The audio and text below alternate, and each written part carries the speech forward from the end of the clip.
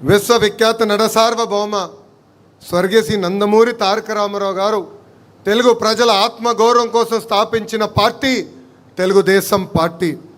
తెలుగు జాతిని ప్రపంచం పట్టంలో పెట్టిన ఒకే ఒక లెజెండ్ మన నాయకుడు చంద్రబాబు నాయుడు గారు. దేశ రాజకీయాల్లో మన పార్టీ ఒక ప్రభంజనం. పార్టీ స్థాపించిన 9 నెలల్లోనే అధికారంలోకి తీసుకొచ్చారు మన నాయకుడు అన్న ఎన్టీఆర్. మనకి గల్లీ పాలిటిక్స్ తెలుసు, ఢిల్లీ పాలిటిక్స్ కూడా బాగా అర్థమవుతుంది. ఓడిపోయినప్పుడు వెనక్కి తగ్గలేదు, గెలిచినప్పుడు కాళ్ళు ఎగరేసుకుని తిరగలేదు. నిత్యం ప్రజలకు అందుబాటులో ఉంటూ ప్రజల సమస్యలు పరిష్కరించిన పార్టీ ఒక తెలుగుదేశం పార్టీ. 44 ఏళ్ళ గొప్ప చరిత్ర ఉన్న పార్టీ మనది. అలాంటి పార్టీకి ప్రత్యేకంగా నన్ను నేషనల్ వర్కింగ్ ప్రెసిడెంట్గా నియమించిన మన అధ్యక్షులు చంద్రబాబు నాయుడు గారికి, దాంట్లో కీలక పాత్ర వహించిన వేదిక ముంద నాయకులకి పేరు పేరున నా హృదయపూర్వక ధన్యవాదములు. ఒక మాటలో చెప్పాలంటే నాకు బాధ్యత పెరిగింది.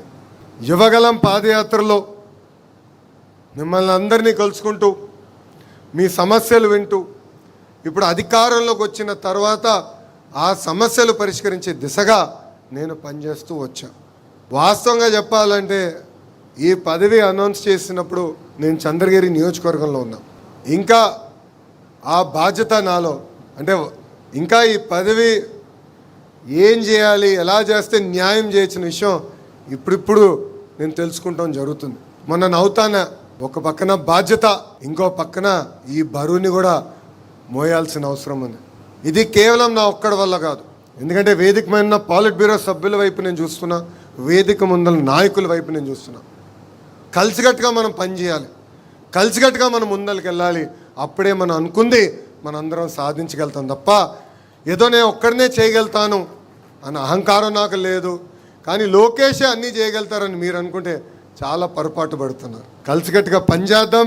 ఏ ఆశయాలతో అయితే మన పార్టీని ఆనాడు విశ్వవిఖ్యాత నట సార్వభౌమ స్వర్గీయ శ్రీ నందమూరి తారక రామారావు గారు స్థాపించారో ఆ ఆశయాలతో మనం అందరం కలిసికట్టుగా ముందరికి నడవాలని ఈ సభాముఖం మిమ్మల్ని అందరినీ కోరుతున్నాం. పాదయాత్రలో నేను కార్యకర్తలకు హామీ ఇచ్చా, నాడు నేడు ఎప్పుడు మీకు అండగా నిలబడతానని చెప్పా. కార్యకర్తలు ఎప్పుడు నన్ను అడిగారు, అయ్యా అధికారంలోకి వచ్చిన తర్వాత అధ్యక్షులు కానీ మిమ్మల్ని కలిసాక కొంచెం ఇబ్బంది పడతామంటే ఆనాడే వాళ్ళకి హామీ ఇచ్చా, ఎప్పుడు నియోజకవర్గంకి నేను కానీ మన అధ్యక్షుల వారు వచ్చినా కానీ ఫస్ట్ కార్యకర్తల్ని కలిసిన తర్వాతనే మేము అధికారికంగా కార్యక్రమాలు చేస్తామని చెప్పాను. ఆ ఇచ్చిన మాట ఈరోజు మేము నిలబెట్టుకున్నాం. ఇక్కడున్న నాయకులందరూ తెలుసు, మన జాతీయ అధ్యక్షులు ఎప్పుడు నియోజకవర్గానికి వచ్చినా ప్రభుత్వ కార్యక్రమం చేసిన వెంటనే కార్యకర్తల్ని కలుస్తున్నారు. 500 మంది, 1000 మంది, 5000 మంది ఉండండి మీటింగ్లో చివరి వ్యక్తితో ఫోటో దిగిన తర్వాతనే ఆయన తిరిగి వస్తాం జరుగుతుంది. ఎందుకంటే 5 సంవత్సరాలు నరకం అనుభవించాం, అనేక ఇబ్బందులు ఎదుర్కొన్నాం. ఇక్కడ ఉన్న ప్రతి నాయకుడి పైన దొంగ కేసులు పెట్టారు, ప్రతి నాయకుడిని వేధించారు.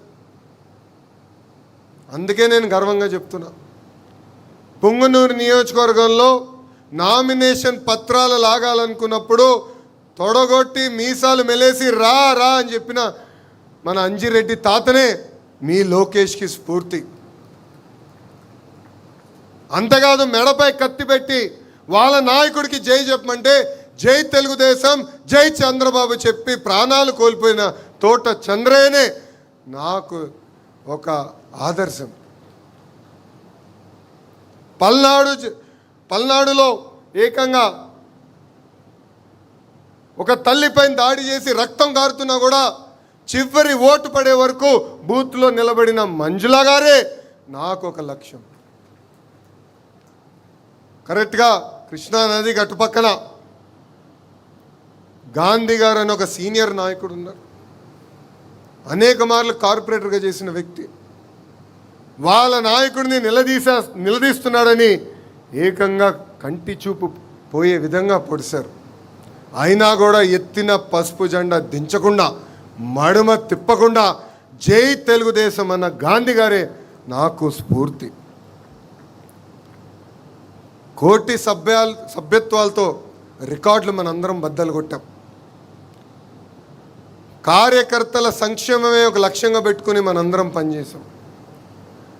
గతంలో ప్రమాదంలో ఎవరైనా చనిపోతే 2 లక్షల రూపాయలు వచ్చే బీమాని ఏకంగా ఈరోజు 5 లక్షల రూపాయలు మన పార్టీ చేసింది. ఇప్పటికీ కార్యకర్తల సంక్షేమం కోసం 160 కోట్ల రూపాయలు ఖర్చు పెట్టిన ఏకైక పార్టీ ఒక తెలుగుదేశం పార్టీ. విద్య, వైద్యం, స్వయం ఉపాధికి అనేక కార్యక్రమాలు చేస్తున్నాం.